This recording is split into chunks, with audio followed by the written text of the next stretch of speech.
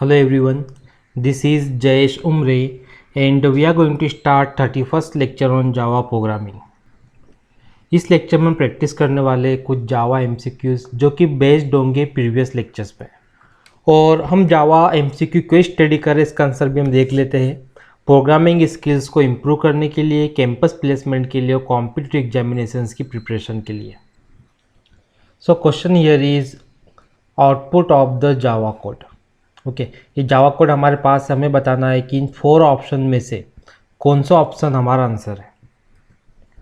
सो यदि हम देखें, हमें क्लास दी गई है, उस क्लास का नेम है मेन अंडरस्कोर क्लास। साथ ही हमको यहाँ मेन मेथड भी दी गई है। ओके, अगर मेन मेथड में फर्स्ट लाइन देखें तो फर्स्ट लाइन क्या बोल रही है, integer x equal to 9। Okay, एक वेरिएबल बन गया, उसमें कितना आ गया 9। नाउ इफ़ कंडीशन यहाँ पे आ रही है, यहाँ से यहाँ तक इफ कंडीशन है। इफ कंडीशन क्या बोलती है, यदि x इक्वल टू 9 है तब जाके इफ के अंदर का कोड चलेगा, और x इक्वल टू 9 तो ही, डेट मीन्स ये कंडीशन यहाँ पे ट्रू हो रही है। सो इफ के अंदर फर्स्ट लाइन क्या है, integer x equal to 8। So x equal to 8 बनेगा, लेकिन सोचने वाली बात है। ओके, x नाम का वेरिएबल ऑलरेडी मेन मेथड के अंदर है, तो क्या दूसरा वेरिएबल x नाम का बन सकता है क्या? नो, बिकॉज अगर हम देखें मेन नाम की मेथड के अंदर ऑलरेडी x नाम का वेरिएबल है, डेट मीन्स दूसरा x नाम का वेरिएबल यहाँ पर नहीं बन सकता। तो यहाँ पर सिंपल एक एरर हमको मिलेगा। एरर क्या होगा, x is already exist. Okay, जब इंटीजर x इक्वल टू 8 वाली लाइन चलेगी तो हमको एरर क्या मिलेगा, x is already exist, because x already exist करता है कहाँ पे, मेन मेथड के अंदर। तो हमको कंपाइलर एरर मिल जाएगा यहाँ पे। So option C is the correct answer, that is compilation error. Now next question यदि हम देखें, सो सेम हमको जावा कोड है। ओके, 4 ऑप्शन में से एक ऑप्शन हमारा आंसर रहेगा। सो यदि हम लोग देखें तो हमें जो कोड अभी दिखाई दे रहा है क्वेश्चन नंबर 81 में, same as it is code हमको क्वेश्चन नंबर 80 में भी था, लेकिन कुछ मिसप्लेस किया गया है यहाँ पे। जैसे कि यदि मैं देखूँ, मेन क्लास के अंदर एक वेरिएबल बनाया है इंटीजर x नाम का, और उसको असाइन किया गया है 9। साथ ही मेन नाम की मेथड भी है, लेकिन अगर मैं x नाम के वेरिएबल का इस बार स्कोप देखूँ तो पूरी क्लास के अंदर x नाम के वेरिएबल का स्कोप है। ओके, इवन मेन मेथड के अंदर भी है, लेकिन जब इस कोड को हम एग्जीक्यूट करेंगे तो मेन मेथड से एग्जीक्यूट होंगी। मेन मेथड क्या बोलता है, इफ नाम की कंडीशन है यहाँ पे, इफ x इक्वल टू 9। सो यदि मैं इस केस में देखूँ, जो इंटीजर x है वो कैसा है, नॉन स्टैटिक। बट यदि मैं मेन मेथड को देखूँ, मेन मेथड कैसी है, static. That means if condition के अंदर x जो है वो एक्सेसिबल ही नहीं होगा, बिकॉज x नॉन स्टैटिक है और मेन मेथड है स्टैटिक।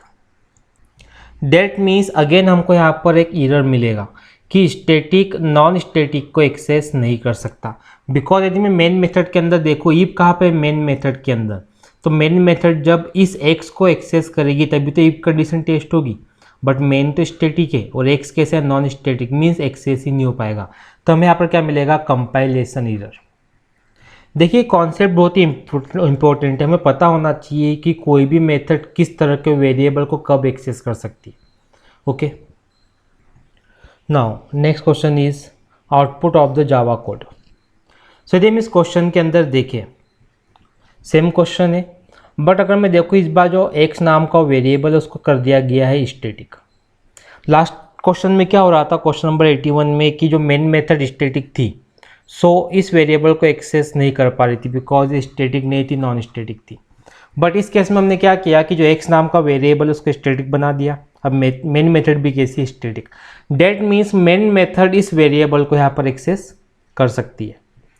अब यदि मेन मेथड ने वेरिएबल x को एक्सेस कर लिया तो कंडीशन यहाँ पे चेक हो जाएगी, इफ़ x इक्वल टू 9, तो x की वैल्यू यहाँ पर 9 है, डेट मीन्स कंडीशन यहाँ पे ट्रू हो रही है। अब इस केस में क्या होगा, integer x equal to 8, means x नाम का वेरिएबल बनेगा, उसके अंदर असाइन हो जाएगा 8। अब यदि मैं देखूँ x नाम का वेरिएबल तो प्रोग्राम में पहले से ही है, लेकिन जो ये x नाम का वेरिएबल है ये प्रॉपर्टी है इस क्लास की, और ये जो x नाम का वेरिएबल है ये प्रॉपर्टी है मेन मेथड की। दोनों का स्कोप अलग अलग है। इसलिए जब स्कोप अलग अलग हो, अलग अलग एरिया में वेरिएबल को बनाया गया हो, तो वो यूज़ किया जा सकता है। दैट मीन्स x नाम का वेरिएबल बनेगा एक और 8।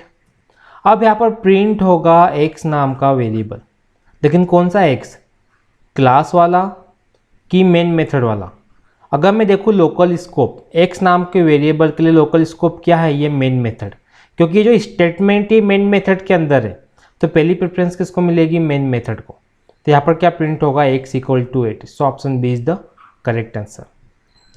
सो आई थिंक हमें ये 2 से 3 MCQs की मदद से काफ़ी कुछ क्लियर हो गया होगा कि वेरिएबल स्टैटिक नॉन स्टैटिक होने से मेन मेथड कैसे एक्सेस कर सकती है। Now next question, output of the Java code. यदि हम जावा कोड को देखें तो हमको सेम जावा कोड दिखाई दे रहा है और सेम ऑप्शन दिखाई दे रहे हैं, लेकिन कुछ लाइन्स ऐसी है जो जावा कोड में आपको न्यू दिख रही होगी।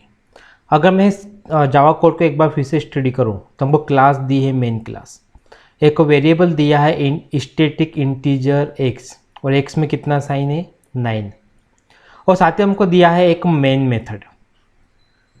और यदि मेन मेथड के अंदर हम देखें, ओके, सो यहाँ पर हमको दिखाई देगा कि ऑब्जेक्ट बनाया गया है क्लास के लिए, मेन क्लास के लिए। और ऑब्जेक्ट क्या होता है हम अब तक स्टडी कर चुके हैं कई MCQs के अंदर। तो जो OBJ नाम का ऑब्जेक्ट बनाया है इस क्लास के अंदर, इस ऑब्जेक्ट की मदद से हम इस क्लास के सारे मेंबर्स को एक्सेस कर सकते हैं। अब यदि हम नेक्स्ट देखें, यहाँ पर एक कंडीशन है, if x equal to 9। Okay, क्या x एक्सेस कर सकता है इंटीजर x को? ये बहुत बड़ा क्वेश्चन है। बिल्कुल एक्सेस कर सकता है। हम यदि देखें तो हमने यहाँ पे ऑब्जेक्ट का तो यूज़ किया ही नहीं है, फिर हमने ऑब्जेक्ट क्यों बनाया? दिखती बात है, जब हमने ऑब्जेक्ट बनाया है किसी क्लास के लिए तो ऑब्जेक्ट का यूज़ भी होना चाहिए, बट ऐसा ज़रूरी नहीं है। ओके, अगर हमने ऑब्जेक्ट बना भी लिया, अगर हम इसका यूज़ नहीं करें तो कोई इशू नहीं है, बिकॉज ये प्रोग्राम में कोई प्रॉब्लम नहीं आएगी। अगर हम लोग यहाँ पर देखें, हमने ऑब्जेक्ट तो बनाया है इस क्लास के लिए, लेकिन बिना ऑब्जेक्ट की मदद से इफ़ कंडीशन को हमने चेक किया, इफ़ x इक्वल टू 9, तो एक कंडीशन यहाँ पे चेक हो जाएगी, बिकॉज जो x नाम का वेरिएबल है वो कैसा है, स्टैटिक। और जब वेरिएबल स्टैटिक हो तो ऐसे वेरिएबल को ऑब्जेक्ट की ज़रूरत नहीं पड़ती। ठीक, तो मेन मेथड ने क्या किया, x को इजीली यहाँ पर एक्सेस कर लिया। और यदि कंडीशन ट्रू होगी तो अंदर का कोड चलेगा, अंदर का कोड चलेगा तो x नाम का वेरिएबल बनेगा, और x के अंदर कितना असाइन हो जाएगा, 8। लेकिन वो x नाम का जो वेरिएबल, इसका स्कोप कहाँ पे रहेगा, मेन मेथड के अंदर। ओके, अब यहाँ पर प्रिंट क्या होने वाला है, x प्रिंट होने वाला है, और x प्रिंट क्या होगा हम प्रीवियस क्वेश्चन में देख चुके 82 के अंदर। तो हमें यहाँ पर आंसर क्या मिलने वाला है, 8। So option B is the correct answer.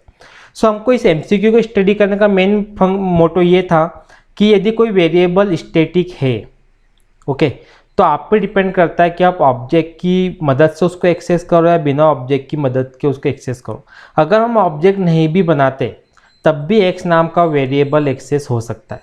ये इस क्वेश्चन का मेन मोटो है। Now next question is output of the Java code.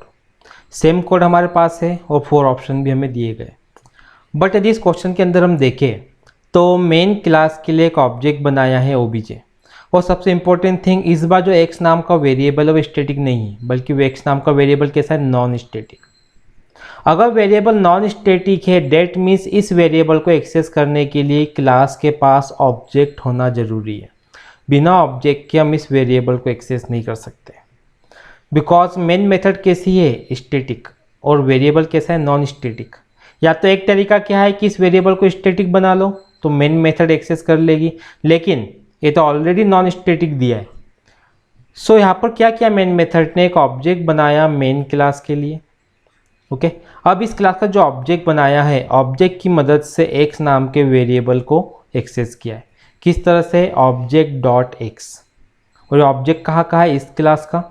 तो इस ऑब्जेक्ट की मदद से एक्सेस किया x को, चेक किया क्या 9 के इक्वल है, इफ कंडीशन है यहाँ पर, तो यस दिस इज ट्रू। अगर एक कंडीशन ट्रू है मीन्स अंदर की लाइन चलेगी, और x इक्वल टू क्या हो जाएगा, 8।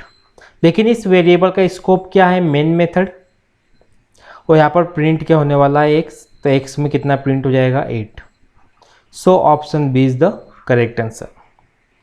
यदि आप इस लेक्चर को स्टार्टिंग से देख रहे होंगे तो आई होप आपको काफ़ी कुछ यहाँ पर क्लियर हो गया होगा कि वेरिएबल और मेथड को कैसे यूज़ करना है। Now next question is output of the Java code. हमको जावा कोड यहाँ पर दिया है और साथ ही हमको दिए 4 ऑप्शन, एक ऑप्शन हमारा आंसर है। सो यदि हम देखें यहाँ पर हमको 2 क्लासेस दिखाई दे रही है। क्लास का नेम है बॉक्स, अनदर क्लास का नेम है मेन क्लास। अब मेन क्लास के अंदर है मेन मेथड और हमको पता है कि जावा कोड हमेशा एग्जीक्यूट कहाँ से होता है, मेन मेथड से। तो सबसे पहले कौन चलेगा इस कोड के अंदर, मेन मेथड एग्जीक्यूट होगी।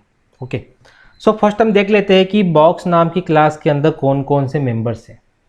तो यहाँ पर विथ नाम का वेरिएबल है, हाइट नाम का वेरिएबल है और लेंथ नाम का वेरिएबल है।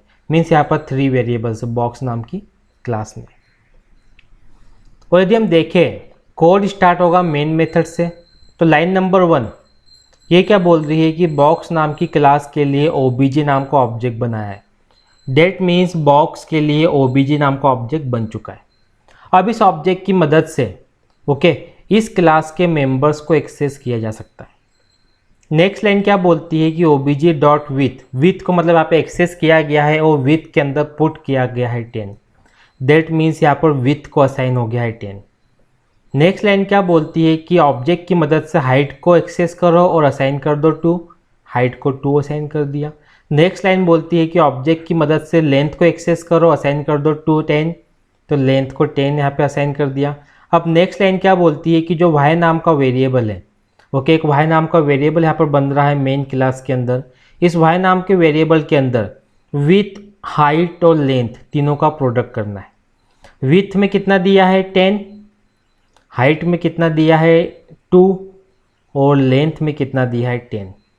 सो यदि हम देखें कैलकुलेट करने पे हमें यहाँ पे आंसर कितना मिलेगा 200। तो वाई के अंदर कितना आ जाएगा 200।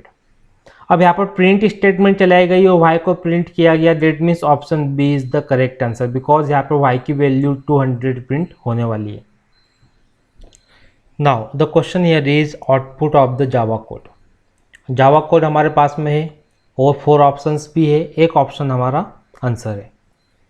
सो यदि हम यहाँ पे देखें हमारे पास में 2 क्लासेस है। एक क्लास का नेम है बॉक्स, अनदर क्लास का नेम है मेन क्लास। और यदि मेन मेथड देखें तो वो है मेन क्लास के पास और जावा कोड कहाँ से स्टार्ट होगा, मेन मेथड से। तो फर्स्ट हम देख लेते हैं बॉक्स नाम की क्लास में कौन कौन से मेंबर्स हैं। विथ नाम का मेंबर है, हाइट नाम का मेंबर है और लेंथ नाम का मेंबर है। 3 मेंबर्स यहाँ पर है। और अगर मेन मेथड में देखें फर्स्ट लाइन क्या बोलती है कि बॉक्स नाम की क्लास के लिए obj1 नाम का ऑब्जेक्ट बनेगा। तो बॉक्स नाम की क्लास के लिए obj1 नाम का ऑब्जेक्ट बन गया। सेकेंड लाइन क्या बोलती है कि बॉक्स नाम की क्लास के लिए obj2 नाम का ऑब्जेक्ट बनेगा। तो बॉक्स नाम की क्लास के लिए obj2 नाम का ऑब्जेक्ट बन गया। मीन्स यहाँ पर एक चीज़ तो क्लियर हो गई कि सेम क्लास के लिए मोर देन 1 ऑब्जेक्ट हो सकते हैं।